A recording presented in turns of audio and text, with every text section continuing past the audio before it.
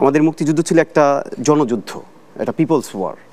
সেখানে অবশ্যই নেতৃত্ব ছিল, এবং নেতৃত্ব তো আসলে কোনো একজন ব্যক্তির কাছে ছিল না, অনেকগুলো নেতৃত্ব ছিল, এবং একটা জনযুদ্ধ, একটা গেরিলা যুদ্ধের মধ্য দিয়ে আমাদের সেই মহান মুক্তিযুদ্ধের আমাদের বিজয়। কিন্তু আমরা দেখেছি যে সেই মুক্তিযুদ্ধের ইতিহাসও এক ব্যক্তি, এক দলের নামে পুরোটাই কিভাবে আপনার কুক্ষিগত করা হয়েছে। বারবার এটা হয় কেন? ৭১ আমরা মিস করে গেলাম, ৯০ করলাম, ২৪ রনি ভাই যেটা বলছে আমরা মিস করে যাচ্ছি, কেন এরকম হয়? রাইট, আমি সেদিকে যাচ্ছি।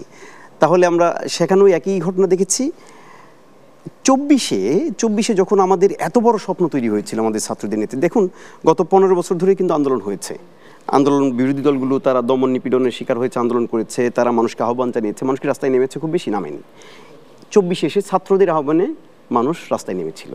৫২-তে ছাত্ররা গুরুত্বপূর্ণ ভূমিকা পালন করেছে, ৬৯-এর গণ অভ্যুত্থানের ছাত্রদের আহ্বানে মানুষরা রাস্তায় নেমেছিল, ৯০-এর গণ অভ্যুত্থানের সেখানেও ছাত্রদের গুরুত্বপূর্ণ ভূমিকা। এবারও কিন্তু ছাত্রদের প্রতি মানুষের আস্থা তৈরি হয়েছিল, এবং ছাত্রদের আহ্বানে মানুষ রাস্তায় নেমেছিল, জনসম্পৃক্ততা তৈরি হয়েছিল, এবং একটি সফল গণ অভ্যুত্থান হয়েছে।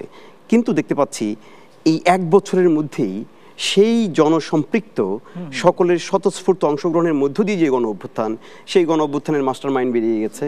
সেই গণ অভ্যুত্থান বিশেষ কিছু ছাত্রনেতা, বিশেষ একটি শিক্ষা প্রতিষ্ঠান, তারা পুরোপুরিভাবে কুক্ষিগত করে ফেলেছে। ফলে এই যে গণ অভ্যুত্থানের, আপনারা জানেন যে বর্তমান ছাত্ররা তারা নতুন দল করেছে, তারা নতুন বাংলাদেশ গড়ার নানান স্লোগান দিচ্ছে, সেখানে তারা ইনসাফের কথা বলছে। আপনি যদি ২৪-এর গণ অভ্যুত্থানের মালিকানার ইনসাফি প্রতিষ্ঠা না করতে পারেন, তাহলে আপনি দেশের ভিতরে কোথায় আপনি ইনসাফ? আমি একটা খবরের কাগজে স্টাডি দেখলাম যে সবচেয়ে কে বেশি মারা গেছে, ১ নম্বর হচ্ছে শ্রমজীবী মানুষ সবচাইতে বেশি মারা গেছে ছাত্রদের চাইতে। এক্স্যাক্টলি, তাদের তো কোনো অংশগ্রহণ নেই, কোনো ডায়ালগে, ঐক্যমতে নাই। আপনি কিছু পলিটিক্যাল এলিটের সঙ্গে সারাক্ষণ কথা বলতে, আমি সেদিকে যাচ্ছি। আপনি মাদ্রাসার শিক্ষার্থীরা কিভাবে মারা গেছে, আপনি প্রাইভেট বিশ্ববিদ্যালয়ের শিক্ষার্থীরা কিভাবে, তারা কিন্তু আলোচনার মধ্যে নাই, মিসিং। এবং আপনি সরকারের যে চরিত্র দেখেন, সরকার ১১টা সংস্কার কমিশন করেছে, অথচ আমাদের এই গণ অভ্যুত্থানের কেন্দ্র ছিল শিক্ষা প্রতিষ্ঠান, বিশ্ববিদ্যালয়। সরকার আজ পর্যন্ত শিক্ষা সংস্কার কমিশন গঠন করে নাই। এটা আমি শুরু থেকেই বলে আসছি। একটা রাষ্ট্র সংস্কারের পূর্ব শর্তই হচ্ছে শিক্ষা সংস্কার। কিন্তু কমিশনের রিপোর্টগুলোকে আদৌ বাস্তবায়িত হবে, এটা নিয়ে কিন্তু আমি সেদিকে যাচ্ছি। রাইট। ফলে এই যে সংস্কারের নামে যা হচ্ছে, সেখানে কিন্তু কয়েকটা রাজনৈতিক দল এবং ছাত্রদের কিছু প্রতিনিধি, এখানে জনগণের কথা কি শোনা যাচ্ছে? মনে থাকবার কথা আপনার যে ৯০-এর আন্দোলন পর্যন্ত কিন্তু রেহমান সোবহান নেতৃত্বে টাস্ক ফোর্স হয়েছিল, ২১ খণ্ড বের করেছে, আলমারি ভরে যাবে, কোনোদিন কোনো সরকার খুলেও দেখেনি। আপনাকে আমি আরেকটা কথা বলি।